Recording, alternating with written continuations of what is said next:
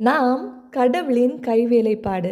நற்செயல் புரிவதற்கென்றே கிறிஸ்து இயேசு வழியாய் படைக்கப்பட்டிருக்கிறோம். இவ்வாறு நற்செயல்கள் புரிந்து வாழும்படி கடவுள் முன்கூட்டியே முடிவு செய்திருக்கிறார்.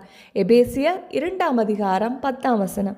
இன்றைய இறைவார்த்தையோடு டாக் வித் காட் சொந்தங்கள் அத்தனை பேருக்கும் அன்பு வணக்கம். நான் உங்கள் ஷீபா ஜான். நான் இறையாசிரியருடன் சந்தோஷமாக இருக்கிறேன். நீங்களும் சந்தோஷமாக இருப்பீங்க அப்படின்னு நினைக்கிறேன். நற்செயல்கள் செய்ய படைக்கப்பட்டிருக்கிற நாம் முடிந்த அளவு நற்செயல்கள் புரிவோம். மிகச்சிறந்த நற்செயல் என்பது பிறருக்கு கெடுதல் நினையாதது. முயற்சிப்போம். கடவுள் நம்மை நிறைவாக ஆசீர்வதிப்பாராக. திருவிவிலியம் எழுதுதல் நாள் 51. விடுதலை பயணம் 18ஆம் அதிகாரம் எழுதி முடிச்சாச்சு. இத்திரோ மோசே சந்திப்பு நீதிபதிகள் நியமனம் என்ற 2 தலைப்புகளிலே அதிகாரம் முழுவதும் கொடுக்கப்பட்டுள்ளது. சற்றலசுவோம் வாருங்கள். மிதியானியரின் அர்ச்சகரும் மோசேயின் மாமனாருமாகிய இத்ரோ என்பவர் கடவுள் மோசேக்கும் அவர் தம் மக்களாகிய இஸ்ரேலருக்கும் செய்தது அனைத்தையும் ஆண்டவர் இஸ்ரேலை எகிப்தினின்று வெளியேற செய்ததையும் கேள்வியுற்று மோசே முன்பு அனுப்பி வைத்திருந்த அவர் மனைவி சிப்போராவையும் 2 புதல்வர்களையும் அவர் மாமனாராகிய இத்ரோ அழைத்து கொண்டு வந்தார். அயல் நாட்டில் அந்நியனாக உள்ளேன் என்ற பொருளில் ஒருவனுக்கு கேர்சோம் என்று மோசே பெயரிட்டிருந்தார். என்னை பார்வோனின் வாளினின்று காப்பாற்றிய என் மூதாதையரின் கடவுளே என் துணை என்ற பொருளில் எலியேசர் என்று மற்றவனுக்கு பெயரிட்டிருந்தார்.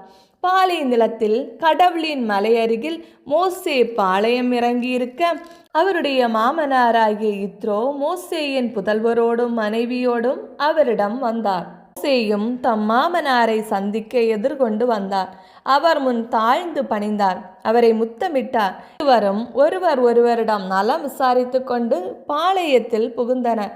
இஸ்ரேலின் நலனை முன்னிட்டு ஆண்டவர் பார்வோனுக்கும் எகிப்திற்கும் செய்தது அனைத்தை பற்றியும் வழியில் தங்களுக்கு நேரிட்ட எல்லா தொல்லைகளை பற்றியும் ஆண்டவர் தங்களுக்கு விடுதலை அளித்தது பற்றியும் மோசே தம் மாமனாருக்கு விவரித்து சொன்னார். இஸ்ரேலை எகிப்தின் பிடியினின்று விடுவிக்கையில் ஆண்டவர் செய்த எல்லா நன்மைகளை குறித்தும் இத்ரோ அகமகிழ்ந்தார். அப்போது இத்ரோ ஆண்டவர் வாழ்த்த பெறுவாராக, எகிப்தியர் பிடியினின்றும் பார்வோன் பிடியினின்றும் உங்களை விடுவித்தவர் அவரே.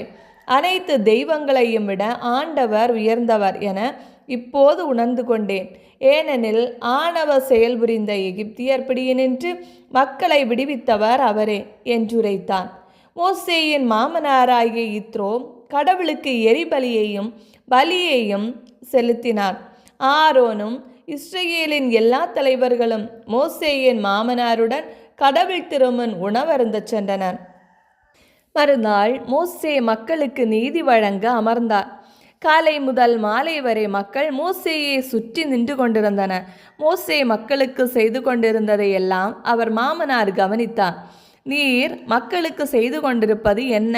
நீர் மட்டும் அமர்ந்திருப்பதும் மக்கள் எல்லாம் காலை முதல் மாலை வரை உம்மை சுற்றி நின்று கொண்டிருப்பதும் எதற்கு என்று அவர் கேட்டார். மோசே தம் மாமனாரை நோக்கி, கடவுளின் தீர்ப்பை நாடி மக்கள் என்னிடம் வருகின்றனர். அவர்களுடைய சச்சரவு ஏற்படும் போது என்னிடம் வர ஒருவனுக்கும் இன்னொருவனுக்கும் நடு நின்று நானும் நீதி வழங்குகிறேன். கடவுளுடைய நியமங்களையும் அவர் சட்டங்களையும் தெளிவுபடுத்துகிறேன் என்றார். மோசேயின் மாமனார் அவரை நோக்கி, நீர் செயல்படும் முறை சரியல்ல. நீரும் உம்மோடுள்ள இந்த மக்களும் களைத்து போவீர்கள். இதை உம்மால் தாங்க முடியாது. தனியாளாக இப்பணியை உம்மால் செய்ய இயலாது. இப்போது நான் சொல்வதை கேளும். உமக்கோர் அறிவுரை கூறுகிறேன். கடவுள் உம்மோடு இருப்பாராக. கடவுளின் திருமுன் நீர் மக்களின் பதிலாளராக இருந்து அவர்கள் விவகாரங்களை கடவுளிடம் எடுத்து செல்வீர். நியமங்களையும் சட்டங்களையும் பற்றி நீர் அவர்களுக்கு அறிவுறுத்துவீர். அவர்கள் நடக்க வேண்டிய நல்வழியையும் அவர்கள் ஆற்ற வேண்டிய பணியையும் நீர் அவர்களுக்கு அறிவிப்பீர்.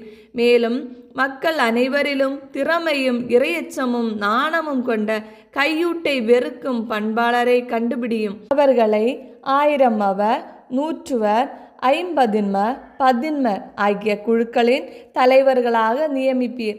அவர்கள் எப்போதும் மக்களுக்கு நீதி வழங்கட்டும். முக்கிய விவகாரங்கள் அனைத்தையும் உம்மிடம் கொண்டு வரட்டும். சிறிய காரியங்களில் அவர்களே நீதி வழங்கட்டும். ஆக உமக்கும் சுமை குறையும். அவர்களும் உம்மோடு பொறுப்பேற்பர். கடவுள் கட்டளையிடும் இக்காரியத்தை நீர் செய்தால் உம்மால் பழுவை தாங்க இயலும். இம்மக்கள் அனைவரும் தம் தம் இடத்திற்கு மன அமைதியுடன் செல்வர் என்றார். மோசே தம் மாமனாரின் சொல்லை கேட்டு அவர் சொன்னபடியெல்லாம் செய்தார். மக்களுக்கு எப்பொழுதும் நீதி வழங்கி வந்தனர். கடினமான சிக்கல்களை மோசேயிடம் கொண்டு சென்றனர். சிறிய காரியங்களில் அவர்களே நீதி வழங்கினர். மோசே தம் மாமனாரை வழி அனுப்பி வைக்க அவரும் தம் நாட்டிற்கு திரும்பி சென்றார். இவ்வாறு விடுதலை பயணம் 18ஆம் அதிகாரம் நிறைவு பெறுகிறது. இந்த வீடியோ பிடிச்சிருந்தா லைக் பண்ணுங்க, உங்க ஃப்ரெண்ட்ஸ் அண்ட் ஃபேமிலிக்கு ஷேர் பண்ணுங்க, சப்ஸ்கிரைப் பண்ணுங்க.